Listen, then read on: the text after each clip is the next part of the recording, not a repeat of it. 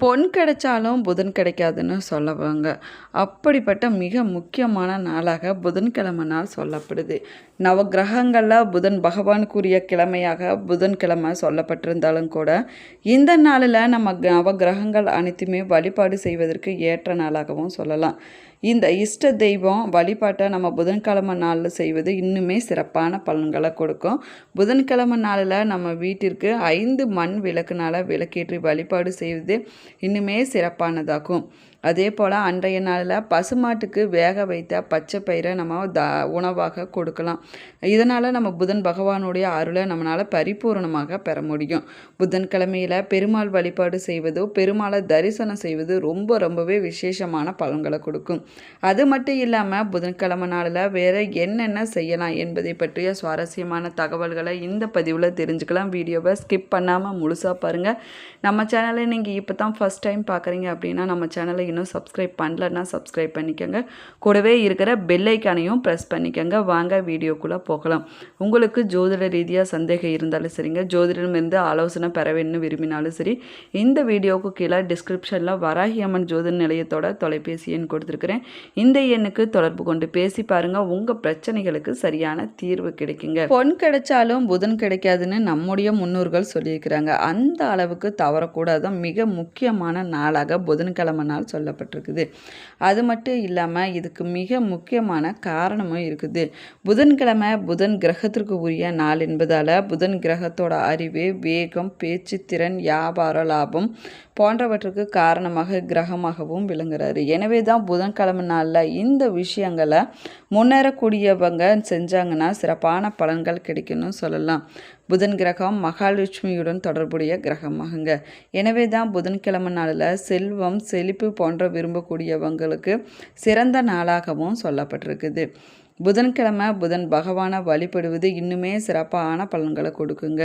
அதே போல் கல்வி, வியாபாரம், புத்திசாலித்தனம் போன்ற விஷயங்களில் முன்னேற விரும்பக்கூடியவங்க புதன் பகவானை அன்றைய நாளில் வழிபாடு செஞ்சுட்டு வருவது இன்னுமே சிறப்பான பலன்களை கொடுக்கும். நம்ம வீட்டு பூஜை அறையில் நம்ம சுத்தம் செய்ய வேணும்.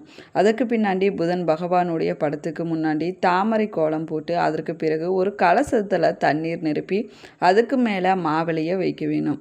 அந்த கலசத்தை புதன் பகவானாக நம்ம நினச்சி கொண்டு பச்சை துணியை அந்த கலசத்துக்கு நம்ம அணிய வைக்க வேணும். பச்சை பூக்களால் நம்ம அலங்காரம் செய்ய வேணும். அதே போல் புதன் பகவானுக்கு பச்சை காய்கறிகள் மற்றும் இனிப்பு பண்டங்களை நெய்வேத்தியமாக படைத்து வழிபாடு செய்ய வேணும்.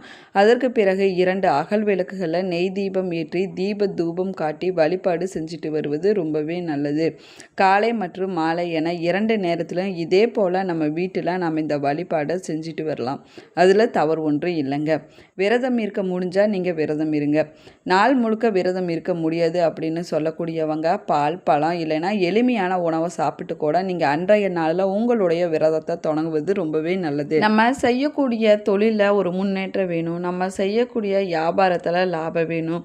நம்ம செஞ்சுட்டு வர வேலையில் பதவி உயர்வு கிடைக்க வேணும்னு நினைக்கக்கூடியவங்க, வாழ்க்கையில் முன்னேற வேணும்னு நினைக்க வேண்டியவங்க புதன்கிழமை நாளில் புதன் பகவானுடைய வழிபாடு செய்வது ரொம்பவே நல்லது. புதன்கிழமை நாளில் புதன் கோவிலுக்கு போய் பச்சை வஸ்திரம், பச்சை பயிறு போன்றவற்றை தானமாக வழங்கிட்டு வருவது இன்னுமே சிறப்பான பலன்களை கொடுக்குங்க. படிக்க வசதி இல்லாத குழந்தைகளுக்கு பேனா, பென்சில், நோட்டு போன்றவற்றை நம்ம அன்றைய நாளில் தானமாக செய்யலாம். இல்லைன்னா உங்களால் முடிஞ்சிச்சுன்னா ஏதாவது ஒரு ஏழை எளியோர்களுக்கு அன்றைய நாளில் அன்னதானம் கூட செய்யலாம். அதில் தவறு ஒன்றும் இல்லைங்க. தானத்துலேயும் தானம், சிறந்த தானம் அன்னதானம்னு சொல்லுவாங்க. அப்படிப்பட்ட அன்னதானத்தினை புதன் பகவானுக்குரிய புதன்கிழமை நாளில் கொடுப்பது இன்னுமே உங்களுடைய முன்னேற்றத்துக்கு வழிவகுக்குங்க. புதன்கிழமை நாள் மகாவிஷ்ணுவுக்கு உகந்த நாளாகவும் சொல்லப்படுது. புதன்கிழமை நாளில் பெருமாள் கோவிலுக்கு போய் புதன் பகவானுக்குரிய தானியமான பச்சை பயிரை வாங்கி கொடுத்துட்டு வந்தீங்கன்னா ஜாதகத்தில் புதன் பகவான் பலம் அதிகரிக்குங்க.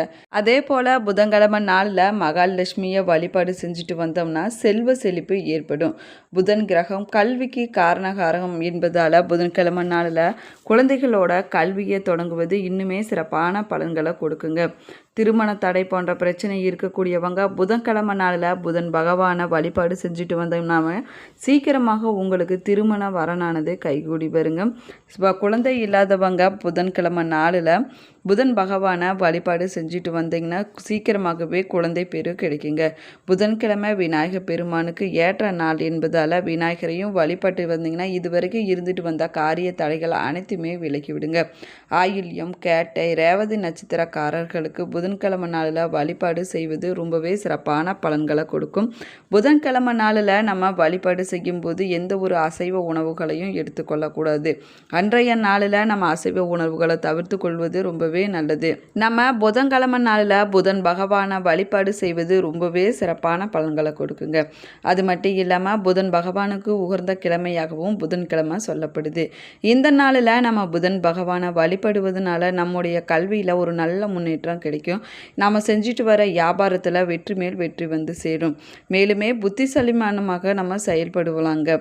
நம்ம புதன்கிழமை நாளில் அதுலேயும் குறிப்பாக புதன் ஓரையில் புதன் பகவானை வீட்டில் இருந்தாலும் சரிங்க, கோவிலில் இருந்தாலும் சரி, நம்ம விளக்கேற்றி வழிபட்டுட்டு வந்தோம்னா அதனுடைய பலன்கள் பல மடங்கு அதிகரிக்கும். அதே போல் திருவெண்காடு திருத்தலம் நவகிரக தலங்களில் புதன் பகவானுக்குரிய திருத்தலமாகவும் இருக்குது. அதே போல் மயிலாடுதுறையில் இருந்து சிதம்பரம் செல்லக்கூடிய வழியில் இருக்கக்கூடிய சீர்காழி, இங்கிருந்து கிளை பிரிந்து செல்லும் சாலையில் போனோம்னா திருவெண்காடு திருத்தலத்தை நம்ம சென்றடைய முடியும். புதன் என்னும் சொல் புத்தி என்பதிலிருந்து வந்ததாகவும் சொல்லலாம். அதே போல் சந்திரனின் புதல்வன் புதன் ஆவாருங்க. இவங்க இருவருமே திருவெண்காடு தலத்தில் தவம் இருந்து சிவனாரின் அருளை பெற்று தங்களுடைய பாவங்களையும் தோஷங்களையும் போக்கி கொண்டதாகவும் ஸ்தல புராணங்களில் சொல்லப்பட்டிருக்குது. சந்திரன் பார்த்திங்கன்னா தன்னுடைய மனதை ஆள்பவன் என்பதால் நம்முடைய மனசின் எண்ண ஓட்டத்திற்கு காரணக்கர்த்தாக இருக்கக்கூடியவர் சந்திர பகவான் ஆவார். அதே போல் புத்தி கூர்மையை தரக்கூடியவர் புதன் பகவான் ஆவார். நவகிரகங்களில் சந்திர பகவானுக்கு உரிய ஸ்தலமாகவும் திங்களூர் புதன் பகவானுக்குரிய ஸ்தலமாகவும் திருவெண்காடும் இருக்குது. அது மட்டும் இல்லாமல் புதன் பகவானை வழிபடுவதற்கு உகந்த கிழமையாகவும் புதன்கிழமை நாள் சொல்லப்பட்டிருக்குதுங்க. புதன் பகவானுக்கு உரிய ராசி மிதுனம், கன்னி. இதே போல புதன் பகவானுக்குரிய திசை வடகிழக்கு திசை என்றும் சொல்லப்பட்டிருக்குது. அது மட்டும் இல்லாமல் புதன் பகவானுக்கு அதிதேவதை மகாவிஷ்ணுன்னு பிரியத்யவ தேவி ஸ்ரீமந்த் நாராயணன் என்றும் சொல்லப்பட்டிருக்குது. புதன் பகவானுக்கு உரிய நிறம் பச்சை நிறமாகும். அதனால தான் திருவெண்காடு ஸ்தலத்தில் புதன் பகவானுக்கு பச்சை வஸ்திரம் சாத்தி வழிபாடு செஞ்சுட்டு வராங்க. புதன் பகவானுடைய வாகனம் குதிரை வாகனம் ஆகுங்க. பச்சை பயிறு புதன் பகவானுக்கு விருப்பமான நெய்வேத்தியங்களில் ஒன்றாகவும் சொல்லலாம். புதன் பகவானுக்கு வெண்காந்த பூக்களால் அர்ச்சனை செய்வது ரொம்பவே சிறப்பானதாகும். பச்சை வஸ்திரம் சாற்றி புதன் பகவானை நம்ம வழிபாடு செஞ்சுட்டு வருவது இன்னுமே சிறப்பான பலன்களை கொடுக்கும்.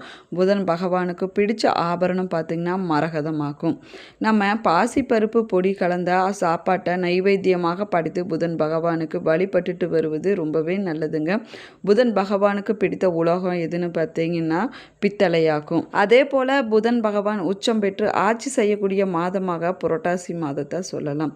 ஆனி மாதத்தையும் சொல்லலாம்.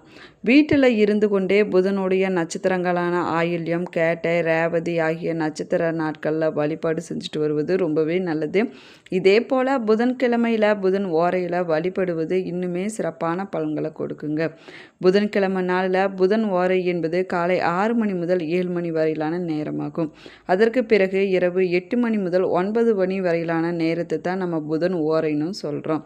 எனவே தான் இந்த நேரத்தில் நம்ம புதன் பகவானை வழிபாடு செய்வது ரொம்பவே நல்லது. பொன் கிடைத்தாலும் புதன் கிடைக்காதுன்னு நம்முடைய முன்னோர்கள் சொல்லியிருக்கிறாங்க. அத்தனை பெருமை மிக்க புதன்கிழமை நாளில் புதன் ஓரையில் நம்முடைய வீட்டில் விளக்கேற்றி புதன் பகவானை மனசார வேண்டிட்டு நம்ம வழிபாடு செஞ்சுட்டு வந்தோம்னா நம்முடைய கல்வியில் நல்ல முன்னேற்றத்தை பார்க்க முடியும்.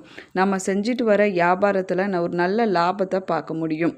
வியாபாரத்தில் இதுவரைக்கும் இருந்த நஷ்ட நிலையானது மாதிரி லாபம் பெருகி கொண்டே போகுங்க. இதுவரைக்கும் திருமண தடை இருக்குது, சின்ன சின்ன பிரச்சனைகளால் கைகூடி வரைக்கும் வந்து கைகூடாமல் போயிருக்கக்கூடியவங்க புதன்கிழமை நாளில் புதன் ஓரையில் புதன் பகவானை வழிபட்டுட்டு வந்தீங்கன்னா திருமண தடையானது விலகி உங்களுக்கு சீக்கிரமாகவே நல்ல வரன் அமையுங்க. அதே போல் குழந்தை பெரு இல்லாதவங்களும் இதே மாதிரி புதன் ஓரையில் நீங்கள் வழிபாடு செஞ்சுட்டு வருவது ரொம்பவே நல்லதுங்க. இப்படி நீங்கள் வழிபாடு செஞ்சுட்டு வருவதனால உங்கள் குடும்பத்தில் ஒற்றுமை மேலோங்குங்க. உங்களுக்கு எப்போதுமே ஒரு அமைதியான சூழ்நிலைகள் உருவாகும், மன அழுத்தமானது குறையும். புதன்கிழமை நாளில் புதன் பகவானை வழிபட்டுட்டு வருவது வழிபடுவது ரொம்பவே சிறப்பான பலன்களை கொடுக்கும். இந்த பதிவில் நம்ம புதன்கிழமை நாளில் தீபம் ஏற்றி எப்படி வழிபாடு செய்ய வேணும், புதன் பகவானை புதன் ஓரையில் எப்படி வழிபாடு செஞ்சால் என்ன மாதிரியான பலன் கிடைக்குன்னு பார்த்துருக்குறோம். வீடியோவை ஸ்கிப் பண்ணாமல் முழுசாக பாருங்கள். இந்த பதிவு பயனுள்ளதாக இருக்கும். நம்ம சேனலை இப்போ தான் நீங்கள் ஃபஸ்ட் டைம் பார்க்குறீங்க, இன்னும் சேனலை சப்ஸ்கிரைப் பண்ணலன்னா சப்ஸ்கிரைப் பண்ணிக்கோங்க. கூடவே இருக்கிற பெல் ஐக்கானையும் ப்ரெஸ் பண்ணிக்கோங்க. Thank you friends.